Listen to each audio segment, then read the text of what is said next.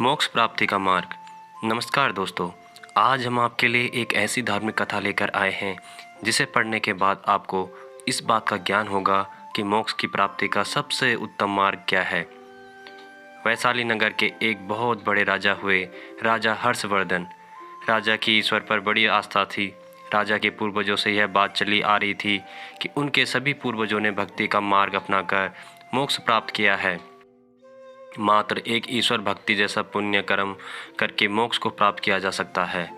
किंतु राजा ने अपने जीवन काल में ऐसे कई दृश्य देखे थे जिस वजह से राजा के लिए इन तर्क रहित बातों पर से विश्वास कर पाना मुश्किल था कि मात्र भक्ति से मोक्ष प्राप्ति हो सकती है।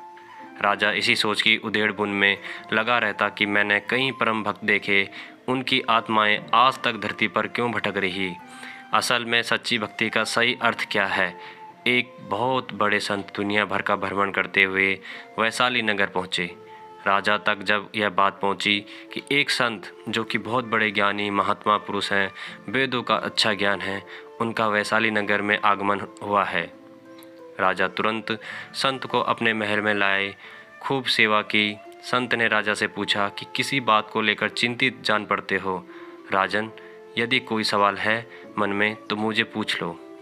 राजन ने अपने सवाल संत जी के सामने रखते हुए कहा, हे ज्ञानी महात्मा, क्या ईश्वर भक्ति जैसे धर्म कर्म का रास्ता अपनाकर मोक्ष प्राप्त कर पाना संभव है।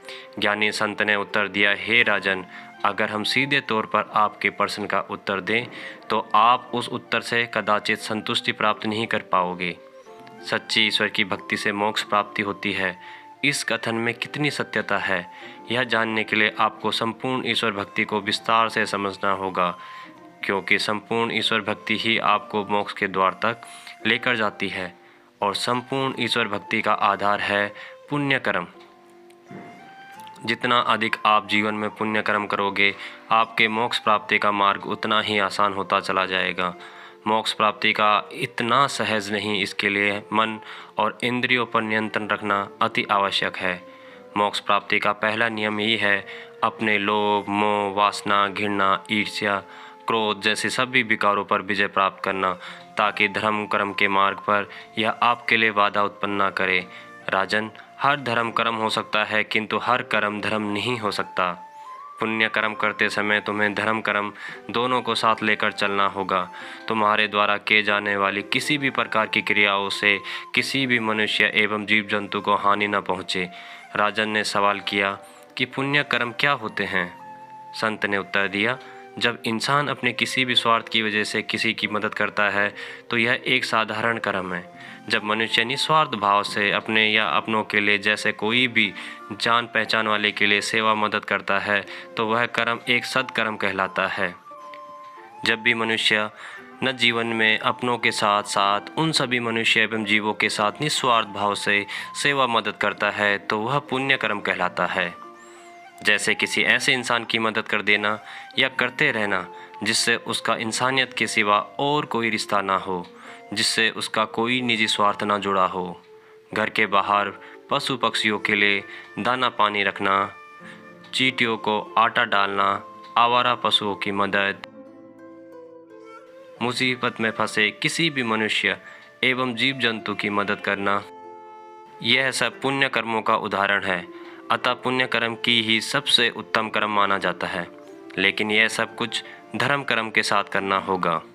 धर्म यानी परिवार, समाज और संसार के हर जीव प्राणी के प्रति अपनी जिम्मेदारियों को समझते हुए हर जिम्मेदारी को सच्ची निष्ठा से निभाना और हर कार्य को पूरी ईमानदारी से पूर्ण करना। बिना धर्म के पुण्य कर्म अधूरा है और बिना पुण्य कर्म के ईश्वर भक्ति कभी संपूर्ण नहीं हो सकती। अब रही बात ईश्वर भक्ति की, तो सच्ची भक्ति में बहुत शक्ति होती है। बड़े बड़े कार्य सफल हो जाते हैं। जीवन की मुश्किलों से उबरा जा सकता है। पूरी श्रद्धा भाव से ईश्वर की पूजा करना, कीर्तन भजन करना, माला जपना, हवन करना, धर्म यात्रा करना, सत्संग करवाना या सुनना, ये सब बहुत ही अच्छे कर्म माने गए हैं। ईश्वर की ऐसी भक्ति करने से जीवन में सुख, सुकून, समृद्धि की प्राप्ति होती है। जीवन मंगलमय हो जाता है। यानी भक्ति से बहुत कुछ प्राप्त किया जा सकता है, लेकिन मोक्ष और अमरता नहीं। लेकिन मोक्ष का रास्ता इसी भक्ति से होकर ही निकलता है, क्योंकि हर व्यक्ति ईश्वर की भक्ति में डूबा रहता है। इंसान अध्यात्म ज्ञान की प्राप्ति करने लगता है। अध्यात्म ज्ञान इंसान को बुरे कर्म और अधर्म करने से रोकती है, जिस वजह से मनुष्य के मन में सकारात्मक विचारों का ही जन्म होता है, जिससे वह पुण्य कर्मों की ओर अग्रसर होता है। पूरी श्रद्धा भाव से ईश्वर की पूजा करना, कीर्तन भजन करना, माला जपना, हवन करना, धर्म यात्रा करना, सत्संग करवाना या सुनना, यह सब पूर्णतः ईश्वर की भक्ति नहीं है। अतः कोई भक्ति भी तब तक पुण्य कर्म की श्रेणी में नहीं गिनी जा सकती जब तक वो निस्वार्थ भाव से सार्वजनिक हित हेतु न किया जाए।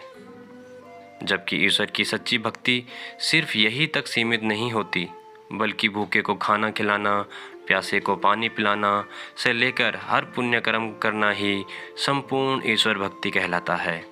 इंसानियत को ताव पर रखकर भक्ति करना ये स्वयं भक्ति का अपमान है। यदि आप ऐसा कर रहे हैं तो आप भक्ति का सही अर्थ समझते ही नहीं। सच्ची भक्ति इंसानियत से परे नहीं। यदि आपके अंदर यदि निस्वार्थ सेवा के भाव तक नहीं है तो आप अब तक सच्ची भक्ति के ज्ञान अपरिचित हैं और कोसों दूर हैं। बिना दान पुण्य और पुण्य कर्मों के ईश्वर भक्ति कभी संपूर्ण नहीं हो सकती। सोच कर देखो, कोई भूखा प्यासा आपके द्वार से वापस लौट जाए या फिर मंदिर की सीढ़ियों पर बैठे भूखे गरीब लोग आपकी ओर देखते रहें और आप उन्हें नज़रअंदाज करके मंदिर में ईश्वर को भोग लगाते हैं, फिर तो क्या फ़ायदा। ऐसा धर्म कर्म का, ऐसी भक्ति का सब व्यर्थ है। यानी धर्म की संपूर्णता पुण्य कर्मों के बिना अधूरी है। जीवन दो कर्म से मिलकर बनती है, संपूर्णता सत्कर्म और पुण्य कर्म।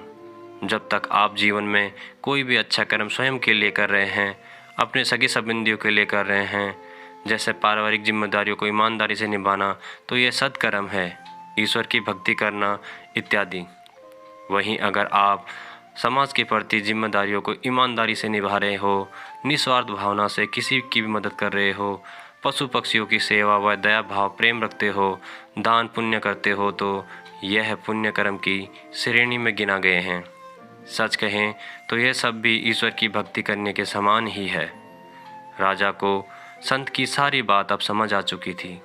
उसी दिन से राजा पुण्य कर्म कमाने के लिए धर्म कर्म में जुट गया, यानी संपूर्ण ईश्वर भक्ति करने लगा।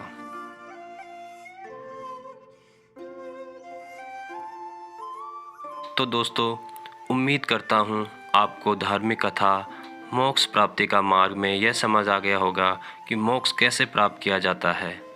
इस धार्मिक कथा मोक्ष प्राप्ति का मार्ग को अधिक से अधिक लोगों में शेयर करें, ताकि उनके मन से मोक्ष की प्राप्ति जो गलत फहमियाँ हैं वो दूर हो सके और सही मार्ग पर अपना कर मोक्ष प्राप्ति कर सके।